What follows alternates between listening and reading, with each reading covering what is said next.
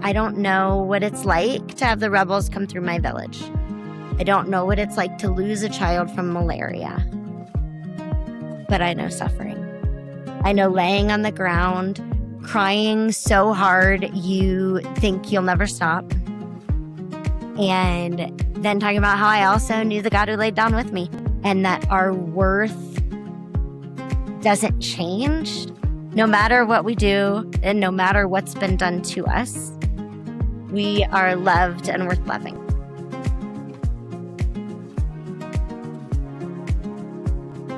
Welcome to Sit Down and Show Up, the podcast about moving beyond how can I help and having honest conversations about what support really looks like in real life. I'm Chrissy Holst, the co-founder of Rally, and today I am sitting down with Brandi Lea Bergren, who is the founder and executive director of Heal and Thrive Global. Heal and Thrive walks alongside women in rural Uganda and provides clean water access, education, business training, and micro-lending. She also creates restorative spaces for female nonprofit leaders, reminding us that the people who care for others also need to be cared for too. Today, we're talking about what this work has taught her and how to offer support that's thoughtful, sustainable, and human. But first, before we get into all of that, what are you drinking today, Brandi? And what are you drinking it from? Okay, so everybody else, I'm sure, is so much classier than I am. And they bring their beautiful mugs with their specialty coffee. And here I am being fueled by one large McDonald's Coke. One large McDonald's Coke. You know, Nothing I respect it deeply. I do. Every day. That's one. Keeping it real. Oh, that's so good. Today, because we are going international in a lot of our conversation, I am drinking out of my American Embassy Manama mug from Bahrain. Last time I was there was in the late 2010s. And so I'm taking us to the Gulf today. And I've got an afternoon cup of coffee.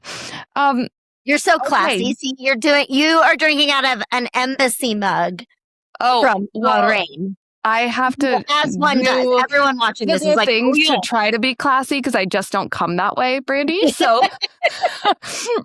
the classiest of us all are ones who have no shame drinking a large Coke from McDonald's, baby. We're redefining classy. Yes, we are. That's an American girl right there. Okay, so can you take us back, Brandi, before you ever went to Uganda, before your work building Heal and Thrive ever started? Where were you in life? What were you doing? What did your life look like pre-Uganda? Let's start there. Oh my gosh, I feel like I can hardly remember my life pre-Uganda. Did I exist? I don't even know. It was 20 years ago at this point. And honestly, if I was going to try to go back I feel drawn to this work, I'm in love with Africa, I'd have to go back to when I was 4. Oh, tell us. Take us back. Fairly sure that my desire to go to Africa started with having a Sunday school teacher who had been a missionary. Oh. And I was in first grade.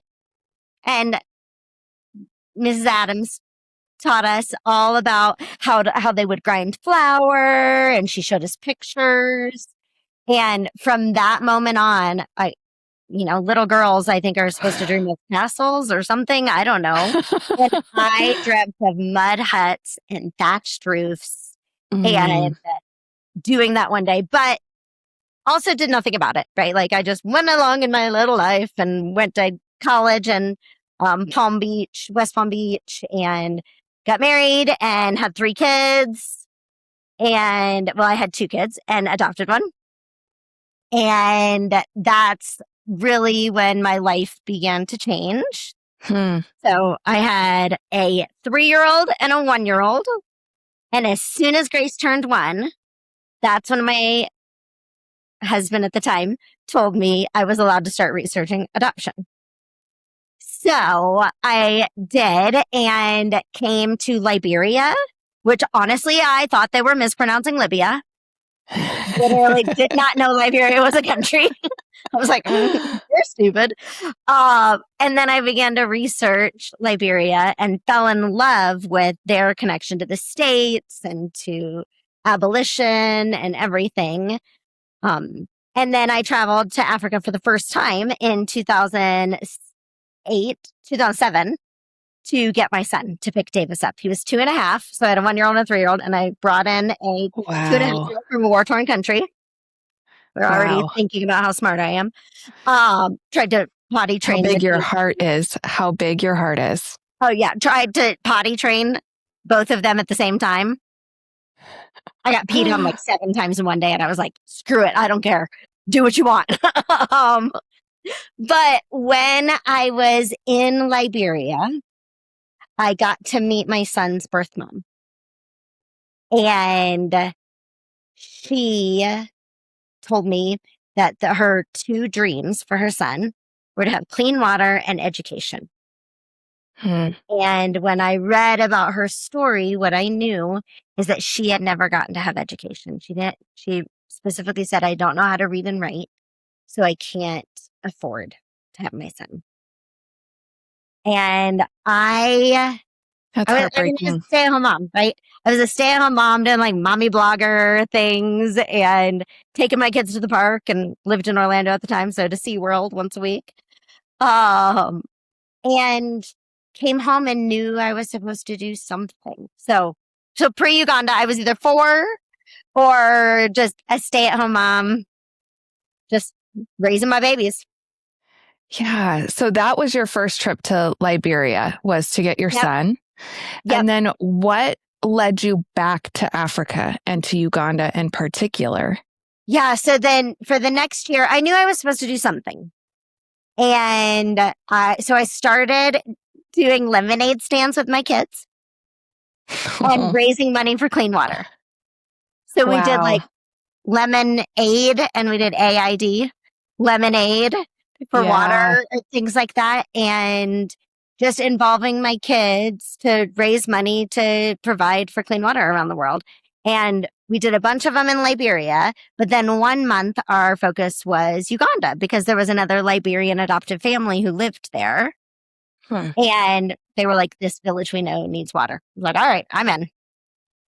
First I'd really ever thought about Uganda, literally. Also could not find it on a map. No clue. Probably thought they were mispronouncing something.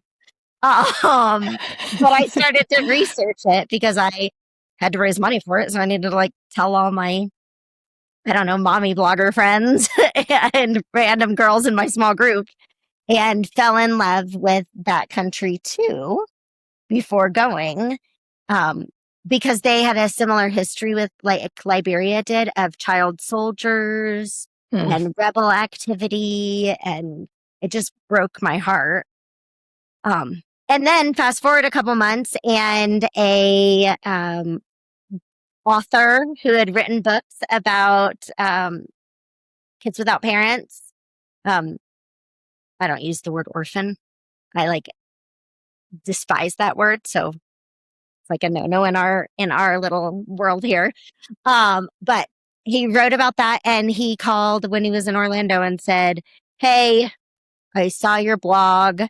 And do you want, we don't work in Liberia, but we're going to Uganda to start a program.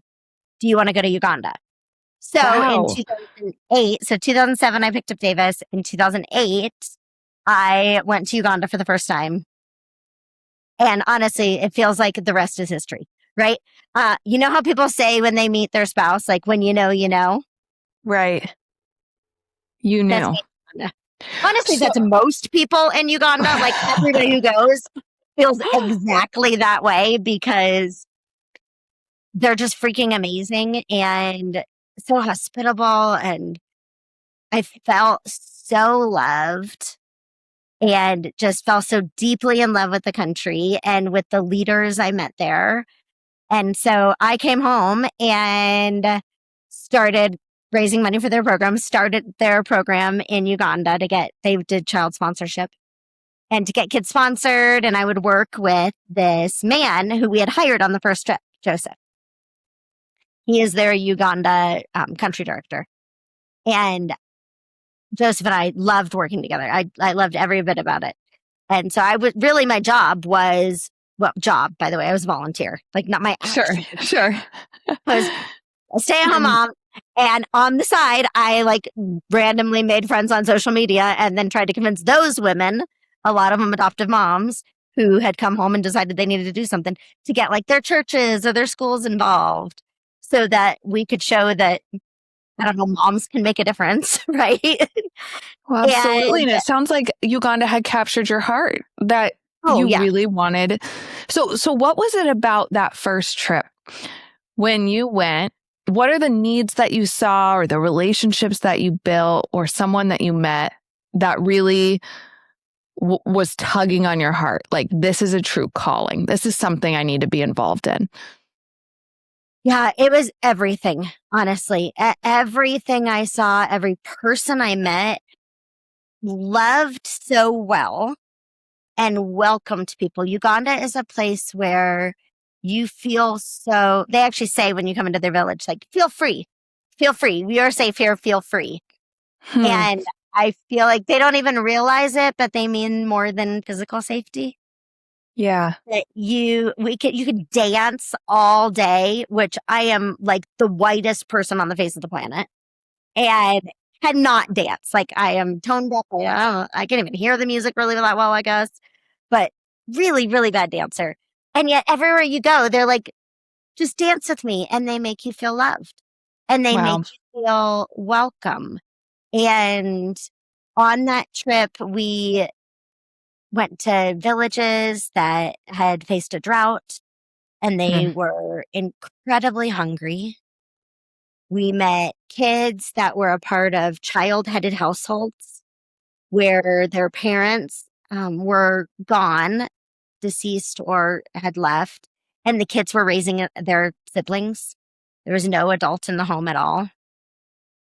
So we met all these families like that are child-led families. And then we met leaders. I met Joseph, who Joseph has become a huge part of my life still to this day. And eventually his wife, Anne, is my co-founder. And so we didn't know it at the time. I thought that was what I was going to do forever. And about it, in 2010, I ended up, long story short, as a single mom with a 5-year-old, a 6-year-old, and a 7-year-old. And I thought I would never go back to Uganda. I thought I had lost everything. I had insane PTSD. But Joseph, when I called him, said, "You're never going to lose Uganda. You have me. And you are always welcome here." And almost immediately, his wife called me and was like, "Okay, now we should do something." And I was like, "Oh no, like freaking serious. No way, no how, no chance. I don't want to start a nonprofit. I don't want to run a nonprofit. I've seen kind of the dark side of some things and I am out." And she was like, "Okay." But in the way only Anne can do, because she has like this faith and these dreams that go beyond anything I understand. And she was like, "Okay," but like with that knowing look, like, say no now. Like, see you soon. Yeah, exactly. Feel free. Joke's on you. Yeah, feel free. Feel free to say that now. Feel free. We'll see you soon. Yeah. And then I did nothing for a while. So I guess some of this, it feels like my pre-Uganda life. I just focused on healing. So were you still in Orlando at this time, Brandi, or had you moved? No, I moved to Colorado. We moved to Colorado January 1st of 2010, and I became a single mom August 1st. Okay. So 8 months later, and I lost every single friend I had in Colorado. So I was alone. I was throwing up everything I ate. I was shaking all the time. And with nobody else to like stand alongside me. And so what I did is I went to freaking therapy like it was my job. Like, I would be like, is there another therapist? Like, should I see 2? Should I see 3? I don't know. Let's do this. I can't relate at all to. Yeah. Yeah, people are like, should I go to therapy? I'm like, yes. They're like, I didn't finish my sentence. Don't have to. I think we all need a good therapist and consultant in our lives as a third party. Oh my gosh. Need it. The human Robin experience was worth her weight in gold. I love that woman. I credit her for anything I do at this point. And I read the book Half the Sky by Nicholas Kristof. Have you read that? No. Can you tell me and us about it? So Nicholas Kristof is a New York Times columnist and has traveled the world, right? And so he writes this book called Half the Sky about the oppression of women worldwide. And then and he has a story from like every country you can imagine. And then he'll say like, here's the issue. And here's like the treetop way we need it. Like, here's what governments should do. Here's what like giant donors should do. And then grassroots. Like, here's what the rest of us can do. And I was Top of the funnel all the way down to what can you do today? And and the thing, he started talking about a couple of things. He talked about women's cooperatives. So all across the world, women gather in, it's basically a women's small group is really the word he was looking for. And it's a group of, like, it can be any size, like 30-ish women get together weekly, and then they pool their resources in a women's, they call them savings cooperatives, all different words that people use. But when women save together and empower each other, so much of it goes back into their community. Like 80 cents on the dollar goes back into their community when you give a woman $1. Incredible. Is that like a global statistic, Brandi? Or is that something specific to Uganda? Wow. Global. Like, empowering women mamas invest back into our communities, huh? Us ladies. Yeah. Wow. I mean, it's just amazing. And then he said another statistic that really stuck with me is he talked about that a girl in sub-Saharan Africa has less than a 20% chance of attending school, particularly secondary school. That's heartbreaking.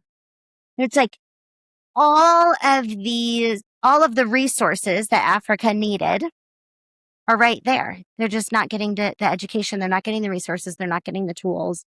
And so I'm reading this, right? Reading my book on my couch after crying all day. No plans to start a nonprofit. Specifically, I will not do this. But like, oh my gosh, these are such good ideas for other people to do. Flip, flip, flip. Then Anne calls, Joseph's wife, and says, hey, we should start a nonprofit. I don't want to start a nonprofit. I'm not doing it. Blah, blah, blah. And she says, okay, but I wanted to do this women's cooperative. I was like, okay, but Fair, that's actually a really good idea. Because I just read about these. You should totally do that. And she said, okay, but I want your help. I need you to raise some money, and we're going to give assets to these women who've never really owned anything. She wanted to give them cows. So I sent her everything I had in my bank account, which was not a lot. It was like enough to buy 5 cows. And she bought them and then went and posted on Facebook like Cow Delivery Day in Angora Talk Village.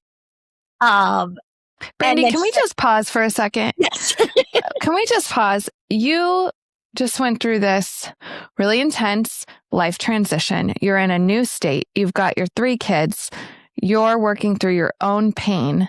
And what I just heard is that you gave away your savings account to pay for cows for other women to have an opportunity to grow and heal and thrive on the other side of the planet. Did I get that right? Yes.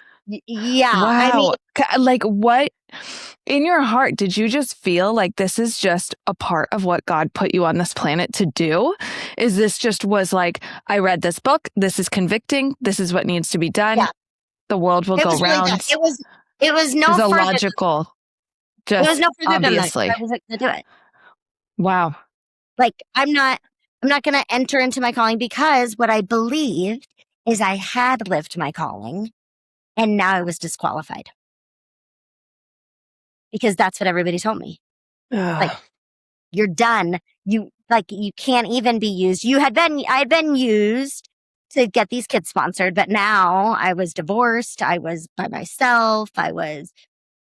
I felt of no use to anyone, but I was like, there's this one thing I can do. There's one thing I can say yes to. So yeah, I mean, you can have that. And then the next week she calls and she's like, okay, we need more cows. I'm like, no, I literally sent you all my money. And she literally, I have no more money.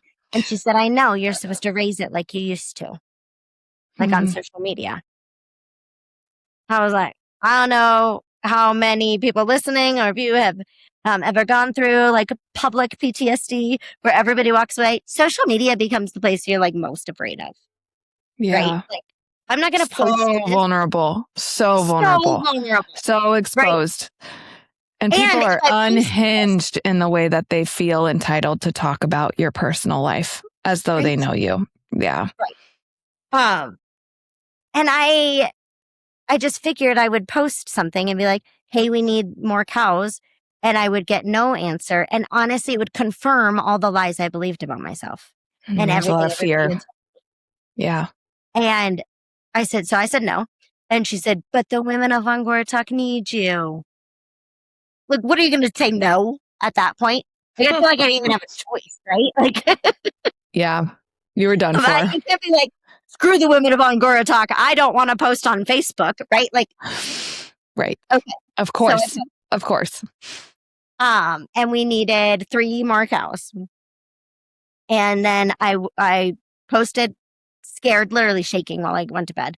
And the next morning I woke up and 5 people had commented that they wanted to buy cows.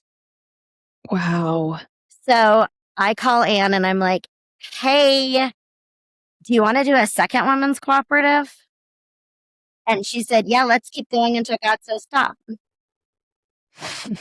So that was fall of 2011. And now we have 8,000 moms in our program.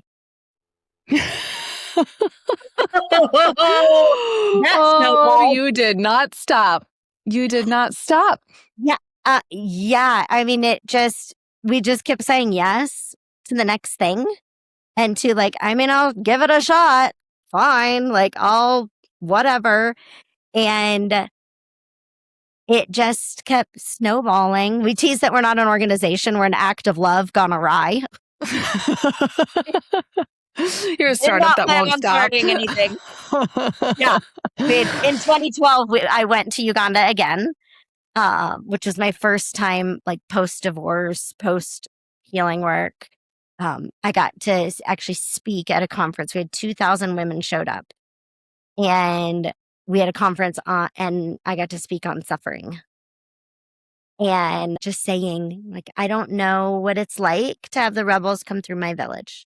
I don't know what it's like to lose a child from malaria. But I know suffering. I know laying on the ground, crying so hard you think you'll never stop, and thinking your life is so broken it could never be put back together again. And then talking about how I also knew the God who laid down with me. And that healing is real and possible, and that our worth doesn't change no matter what we do and no matter what's been done to us. We are loved and worth loving. Yes. And we had to include that last part because I think a lot of us think we're loved, but everybody's kind of working real hard to love us, even God. And the thing I'd been working on in therapy was that I was worth loving, and that meant everybody else was too. And at the end of that conference, one of the moms came up to Anne and she said, Anne was like, so did you like it? How'd you like Brandi speaking? And the woman said to her, she said, I loved it. She said, we can listen to her because she knows pain like we do. And it was that's what it's for. Like all of a sudden, I was like, I would do all of this again.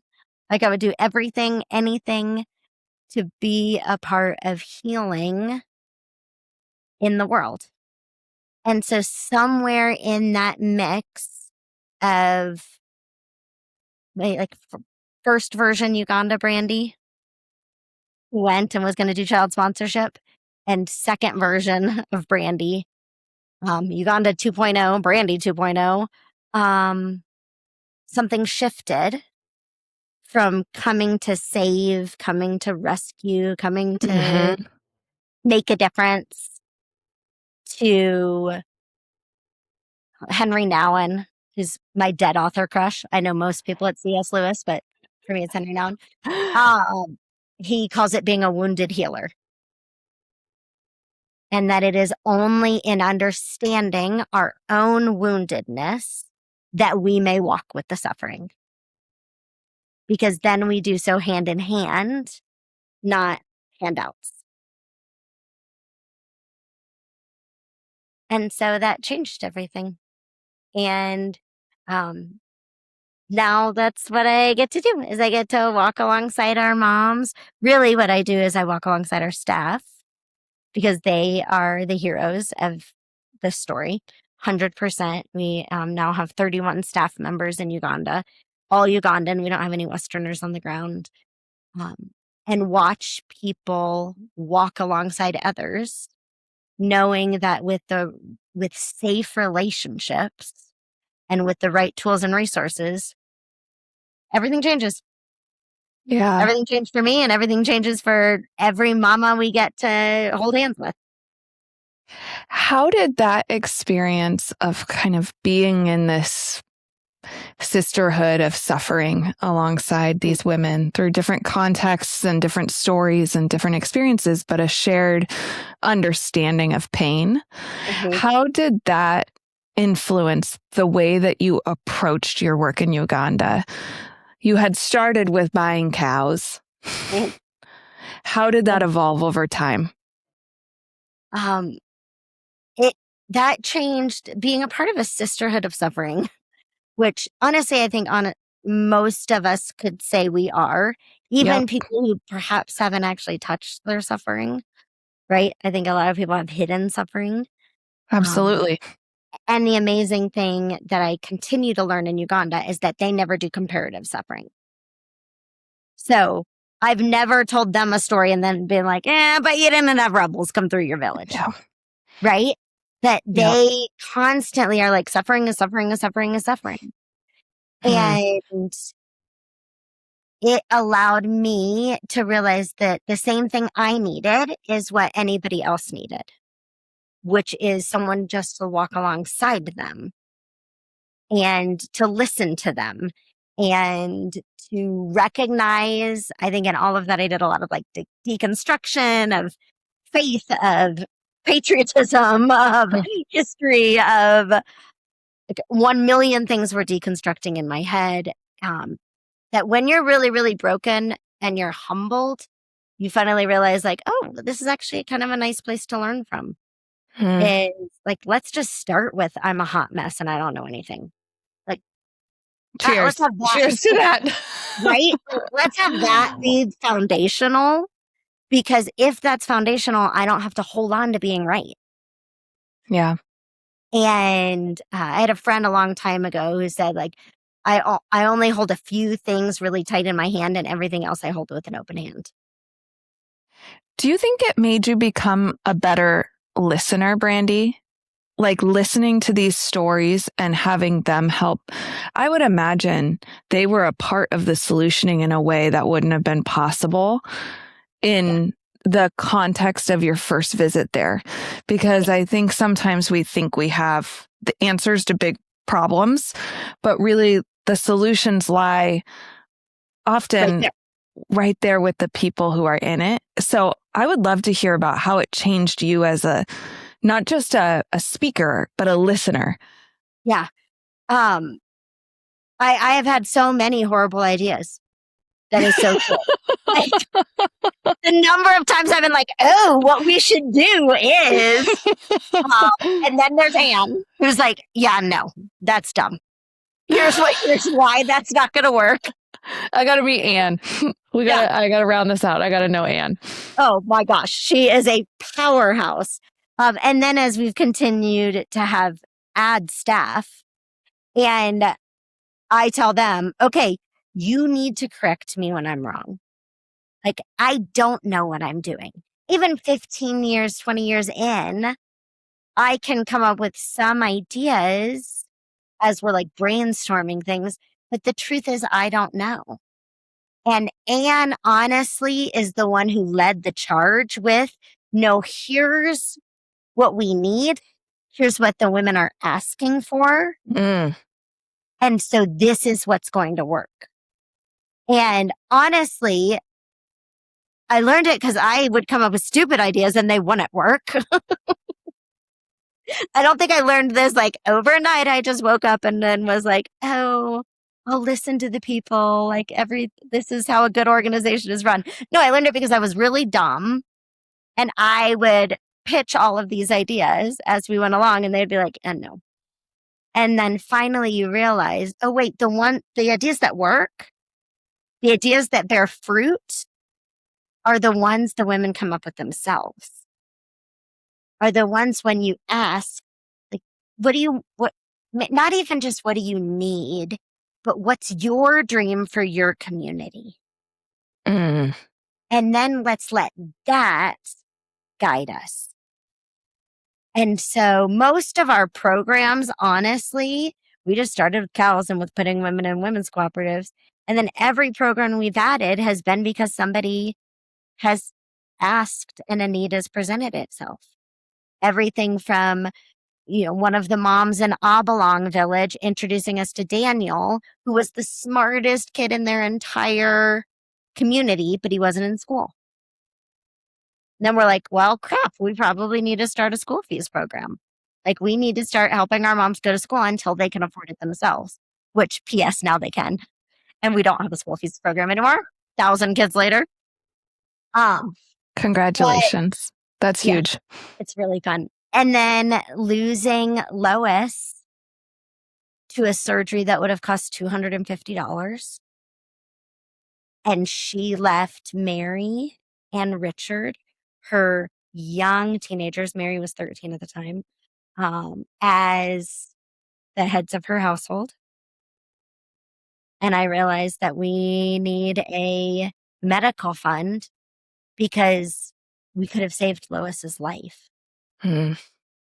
And then as I began to meet more child-headed households, realizing that there are some kids, Uganda is phenomenal at taking in everyone, not even just taking in other people's kids. They're phenomenal at taking in us, at just saying, we believe in collective healing. We believe in collective flourishing.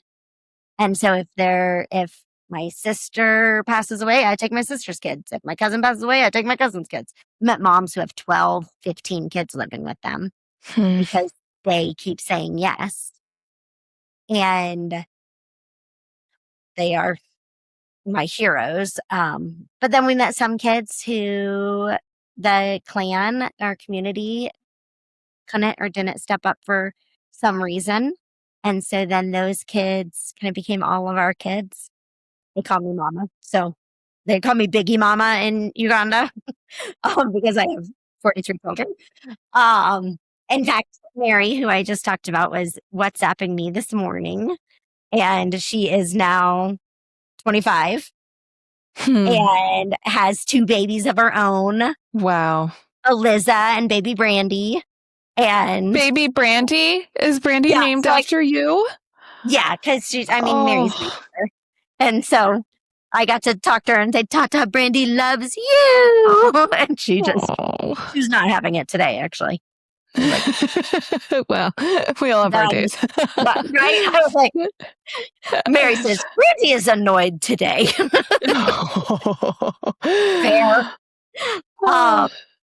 And then we realized our moms couldn't read. And we were like, wait a second. And this is like 5 years in at least. And we're like, wait a minute, what's happening here? And moms told us we can't read. We want to go back to school too. you're sending our kids to school, but what about us? And so then Anne says we should do literacy classes. And now I'm like, why did it take us so long to figure that one out? And so now our moms get to go to literacy class where they're learning reading, writing, basic math, sanitation, hygiene, nutrition, agriculture, business, and loving getting to Remarkable. right? 50% of our moms never got to go to school a day in their lives. And another 30% didn't finish elementary school. Wow. And this is, you all have unlocked that for them.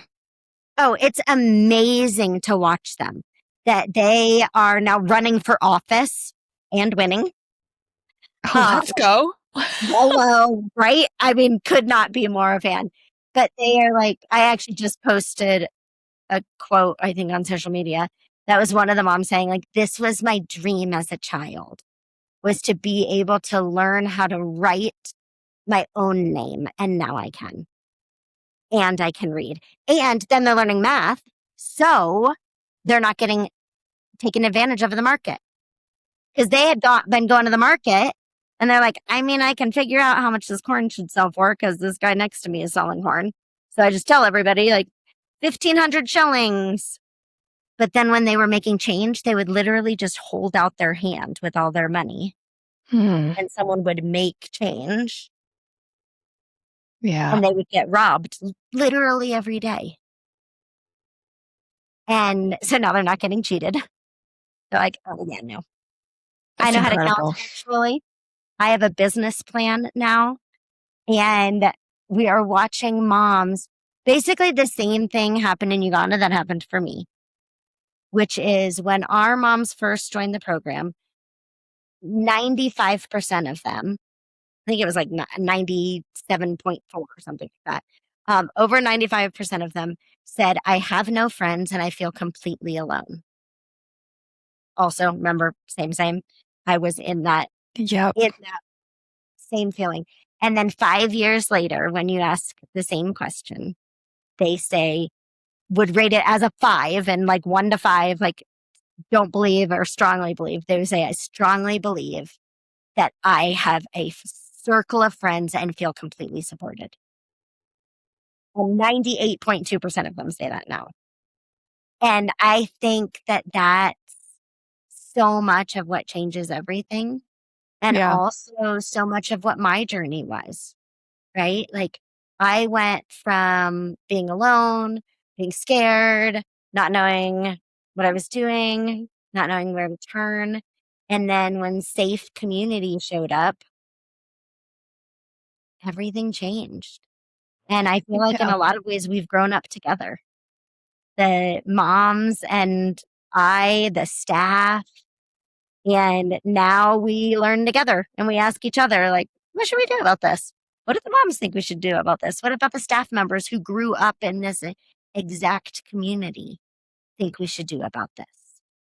And then together they come up with solutions that just blow us away. Yeah, that's so cool. When I'm hearing you, Brandi, talk about all of these initiatives, all of this great work, one of the core things that you've said multiple times is it comes out of a place of needing community, period.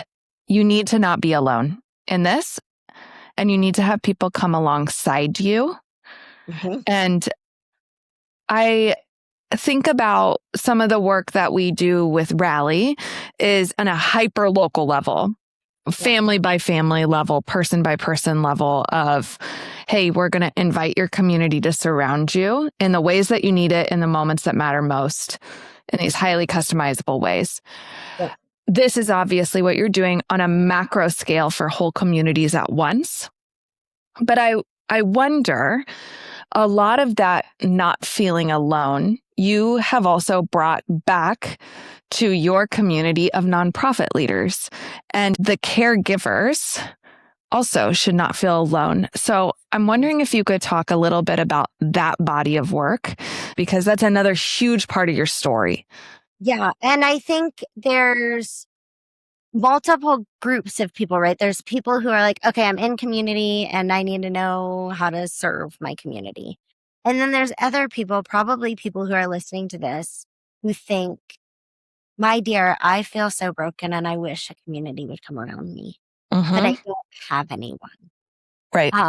And the truth is that is where I was. Yep. When I was a single mom and when I was healing, I didn't have community. There was nobody coming alongside me to even invite me to holidays or anything. But I realized for some reason, and this has to it must be God, I don't know, that protected my belief in community. Yes. That, because I should be the person, like my therapist says I have more abandonment than any person she's ever met. Gold star. However, so I should be the person who kind of was like, forget community. And instead, what I began to believe is when I don't have it, I'm going to create it. Yes. That I believe in cultivating what you wish you had and then being that to other people. And all of a sudden, you'll start this culture and this community that's doing that, that's actually being safe and that's taking care of one another. And so I really feel, honestly, like in a lot of ways, that that's my greatest calling, is to cultivate safe communities where people feel seen, whether that's in Uganda or whether that's our staff in Uganda or our moms or my kids, or it's the woman I meet at McDonald's. Since I go every day, I feel like it's a rule that I have to know the people's names and that you have to choose to see people. And so what that ended up leading me into, long story short, is realizing that there were a lot of nonprofit leaders, particularly women who grew up in the Christian church, who felt really, really alone. That there is a price to pay for this work, for bearing witness and holding stories all around the world and doing what we do that kind of makes us a little bit of a freak show. Believe me, I was in the dating world for a little while. I'm remarried now. But first dates were real awkward when I told people what I did. Like, look, I have 45 children. Yeah. They're like, yeah, sign me up. No. They're like, I'm going to leave right now. But what I realized is that there were women all around me who were struggling, but didn't have a safe enough community to say it in. Because these female leaders, especially, if they told people that it was hard or that they were struggling, they got one of two answers. Like, number one, quit your job. Why are you doing that anyways? It doesn't pay anything. There. Or number two, like, give it to Jesus. You should just pray more. Like, I mean, yeah, doing that, thanks. And either way, it left them feeling more alone. And so initially we started we call them soul care retreats, free retreats for nonprofit leaders. And so we'll take 8 women away. We do this once a year and we love them. And that is really the only thing, is that I recognized that I needed to believe my own value before I could pour out value to others. And I thought, well, other women are going to need that too. And so we bring them in and we just talk about our value. And then we talk about how the women in this room get you, right? You might have, and they're not allowed to know each other. And we try to have things that don't even come close to representing each other, right? Like we have people who are working in downtown Atlanta and then somebody else who's working in Kenya and somebody else is working in Thailand and somebody else who's doing work in Costa Rica and somebody else who's running a safe house in Colorado, whatever it may be, but that the women in this room know hard work and holy work and they bear the cost. And honestly, I would say in the beginning, it wasn't about the cost as much as it was about our value and recognizing our value.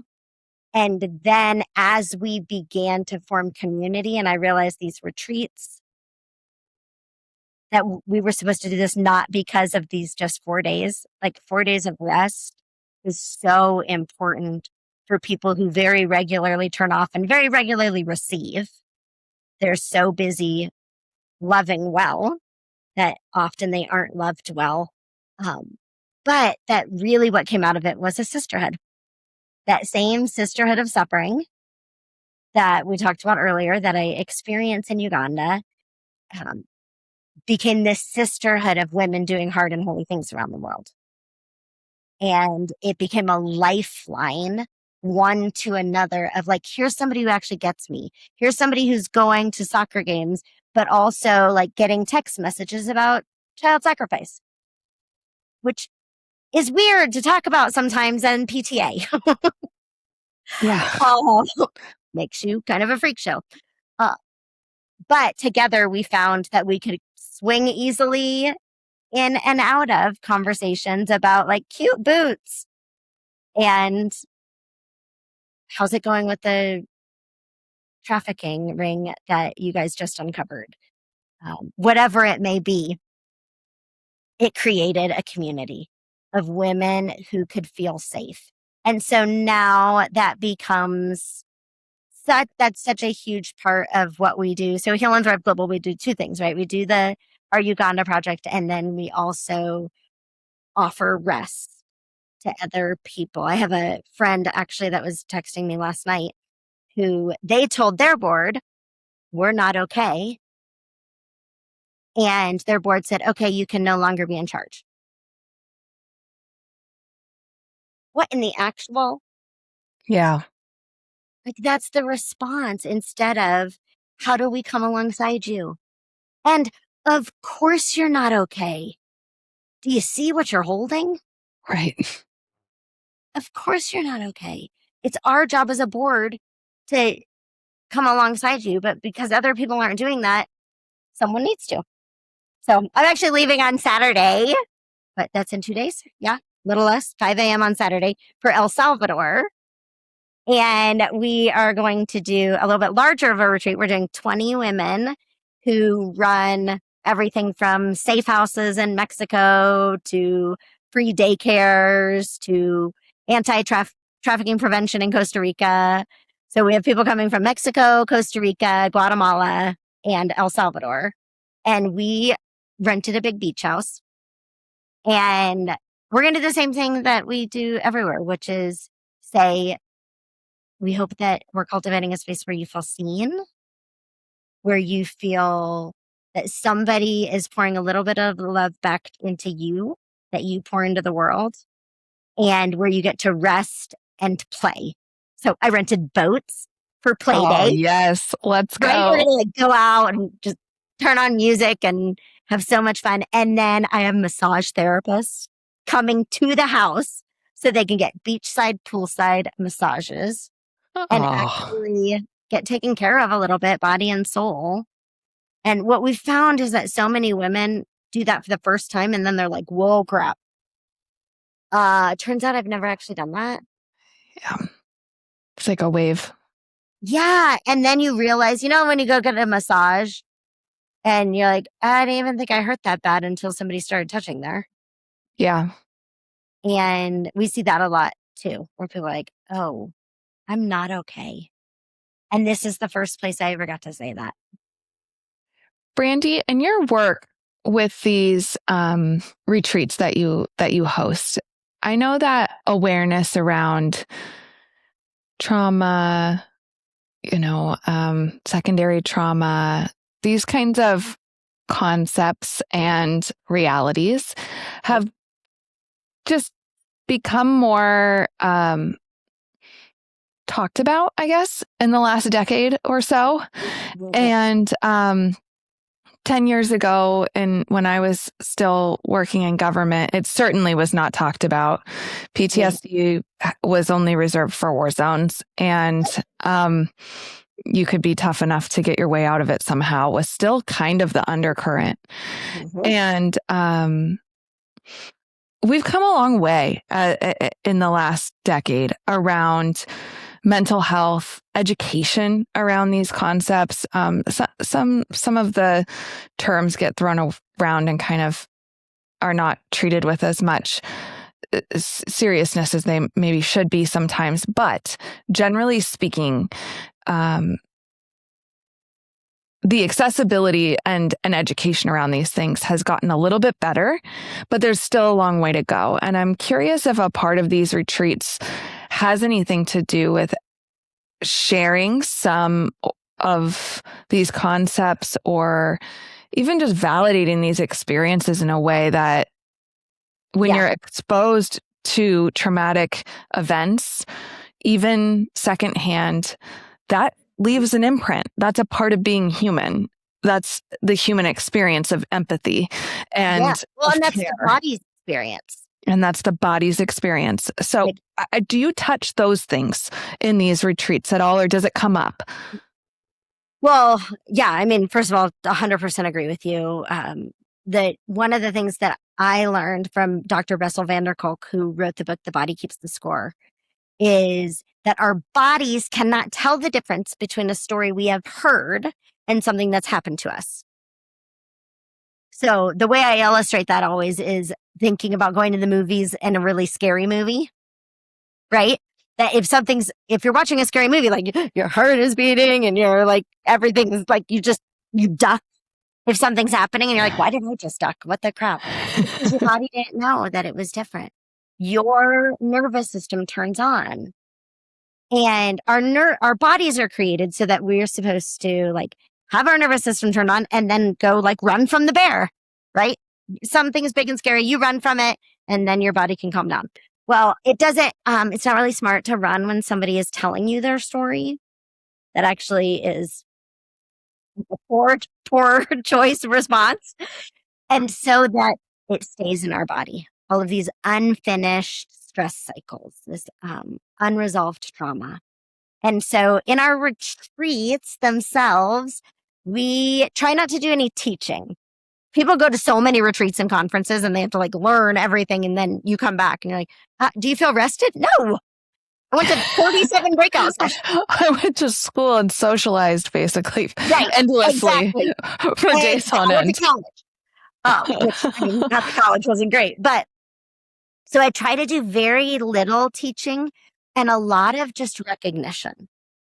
And starting with, you guys, there's a cost that you pay for what you do.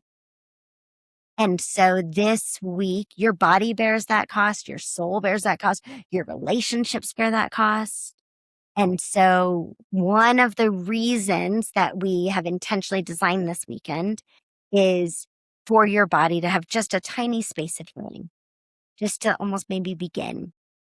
And so I'll talk a little bit about why we chose somewhere beautiful, because the presence of awe and wonder is so good for our nervous systems, and why we play is so good for healing, and rest is so good for healing, but without a ton of teaching. So actually, I just finished writing a training curriculum for teams about secondary trauma. And I have a friend who is translating it into Spanish. We wrote it particularly for collectivist societies. My friend in Mexico who runs a safe house for trafficking survivors, she and I were working on it together. And once it's done, I have another soul care sister. So one soul care sister is translating it, one helped me write it, and another one is now like creative, like prettying it up, making it actually look like something anybody would want. And then we're going to be able to give that away for free. So these resources are available, and the care that you're providing is informed by the awareness of the real needs of these women, or the experiences of these women, and just baked in to what you're doing. Yeah, it's the care starts being baked into the retreat, and then we say, okay, but if you want to learn, like, here's some other ways you can learn, and here's how you can teach your team, because it doesn't stop right at the leader. The executive director of a nonprofit is not the only one who experiences secondary trauma. Anybody can experience this. Your friend's husband gets a diagnosis. You're experiencing secondary trauma because you're holding it. You know somebody who loses a child. you are experiencing secondary trauma. Like anytime we are holding stories and bearing witness to suffering, we are affected. In fact, in the book Trauma Stewardship by Laura Vandernoot Lipsky, she has a quote, and it's by somebody else, and I can't remember who that person is. But she says basically, to walk into suffering and expect to be unaffected is as smart as walking into a lake and expecting not to get wet. But that's what we do, right? That is what we do. Constantly. We're like, I should be able to. Yeah, I could will it away. I could somehow be tough enough, right? I can be tough enough. I can be holy enough. I can be strong enough. I can keep enough. I could be giving enough. I could be caring enough, right? Mm-hmm. Yeah. Without ever recognizing that. And nobody's saying don't run into the lake. Like, we have to run directly into the face of suffering. We need to be charging into darkness everywhere. Every single person just saying their yes to whatever it is in front of them, whether it's buying a cow or going to a neighbor's house when you know something has gone wrong. Whatever it is, we need to be charging into suffering. We just need to dry off when we get out of the lake. Yeah. We just need to begin to normalize healing for all of us, right? Because at every level, we need healing. And when we get it, healing begets healing begets healing. And it just begins to pour out. And healthy leaders make healthy organizations. Healthy moms make healthy PTAs. Healthy CEOs make healthy businesses, right? Whatever it is, healthy people make healthy families. Whatever it is, we need to pursue both the darkness and walking in with a candle, walking in with light, and also taking care of our light. Yeah. So, Brandi, after everything you have witnessed and continue to witness and learn, what do you want people to understand about how to care for others well? And what still gives you hope when the lake is endlessly deep, as you put it, that you keep running into it and need to dry off? Yeah. I guess the thing I would want others to know is that you can still hope. Right? I think you always hear people say, like, I didn't want to start crying because I knew if I started, I would never stop. Which, by the way, like, that's never happened to anybody, right? Nobody ever has started crying and then never have to stop. They're still crying. And yet we always think that, right? Because we're always trying to protect ourselves from suffering because we think if I go there, I will break. Like, I hear people will start talking about a heavy issue and someone will be like, I don't even want to hear about that. Oh, right? Yeah. And what I want people to know is that you can go walk alongside people. You can hear the worst of the worst. I mean, I have heard things that would curl your toes pretty much on the daily. And number one, you don't have to fix it. The thing I teach a lot of times when I'm talking about walking with people in suffering is that you only have to have 2 words. And that's, of course.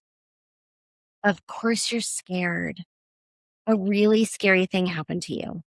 Of course you don't know how you can go on. You just lost your kiddo. Of course. That is exactly how I would feel. That oh my dear. And because so much of what we are doing in suffering is we're invalidating our own suffering. Like, I should be this, I should be that, I should be. And so just walking alongside someone and saying, like, your pain is real. You're not crazy. You're not strong enough. You don't not have enough faith. You don't have whatever it is, but your pain is real and it matters. And the thing that gives me hope is that I continually see 2 things. Number one, I continually see people saying yes. I continually see people signing up to be like, I'm going to go to Uganda, even though this might break my heart. I'm going to come alongside. This is a whole other story, but our Ugandan director, her daughter needs a heart transplant. And there's never been a Ugandan who's had a heart transplant. So we are trying to figure out how to have her be the first Ugandan ever. My board president, Chastity, and her husband, Curtis, are doing this, and he's a doctor. And he's now having doctors from all around the world call him and saying, like, I mean, I know our hospital can't do this surgery, but can I look at your stuff? People who are insanely busy, they're like top pediatric cardiologist in all of Europe, saying, I'll look at this. I'll walk into this darkness. And every time someone says yes, we talked about the moms before, that the big thing that changed their lives was not feeling alone. And so every time somebody says yes to walking into darkness, it brings me hope. And then the second thing is that I continually see healing. Like, I have seen people who have lost more than is hardly fathomable. Like, it would be like, should not be standing right now. And I have seen them walk and sing and dance. I've seen people in their poverty give so that someone else might have the medicine they need. I've seen women say, I can go back to that memory now for the very first time, and it no longer has power. I've seen people trust for the first time after they should have no ability to trust anymore, or choose community and choose love. And I know that pain, after all of these years, I know that pain is real. Sweet Jesus. I know that suffering is real, but I also know healing is real. It's a thing.